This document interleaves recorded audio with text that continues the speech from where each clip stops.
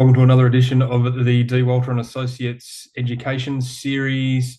Today we're going to have a conversation around aged care. So, how it works and how we can help you. So, first of all, you need to get the assessment. So, an ACAT person, whether that be a psychologist or a nurse or someone from Services Australia, they will assess you and they will let you know whether you're level 1, 2, 3, or 4 and what you're eligible for. And then step two is entry. So first you need to find a provider that suits you and is in the location that you wanted to be in. So whether that suits family members that are going to come and visit you, you've got other people that you already know that are in the facility, could be any number of things. You agree on the room price, so we can help you out with this, where you negotiate with the aged care facility on what the refundable accommodation deposit, or the RAD, might be, or if you don't necessarily have one of those, what daily accommodation payment you're going to be up for. Now, Services Australia will provide you with an advice fee letter that's valid for 120 days, and what that confirms what the maximum fees that the home can charge you as a means tested fee. Now, how does it work? So the maximum RAD, which is your deposit, accommodation deposit, 758,627. That will most likely go up every quarter to 6 months. Your daily accommodation payment is also set by the Commonwealth Government.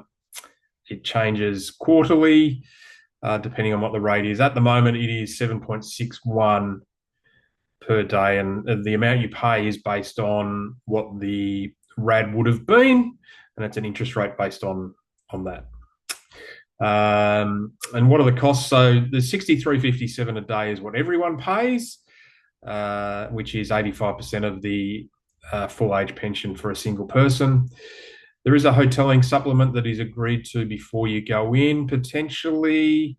There's a non-clinical care contribution that's means tested, and there's a higher everyday living fee that is also agreed before you go in. It might be that you want Foxtel or Kayo or one of those type things on there, or some sort of streaming service, whether it be Netflix or something that's not normally provided, that would be an extra cost. So you can agree on those. Now, what are the main financial concerns? Now, normally the first huge decision, massive decision, is how you're going to go about funding aged care, and that is around, normally the largest asset is the family home. So if you retain the family home, are you going to rent it out? Is it just going to sit there? What's actually going to happen with that? And then what are the age pension implications? What are the means tested fees going to be? What rate are you going to pay? Or if you don't have any funds, how are you going to be able to afford the daily accommodation payment? So that once you make the decision there, if you've sold the house, then again, there's also all sorts of ramifications, including in the modern age, there's potential that you'll go over the age pension assets test and therefore need to fund your daily fees yourself. So how are we going to generate the income to do that with no more age pension eligibility?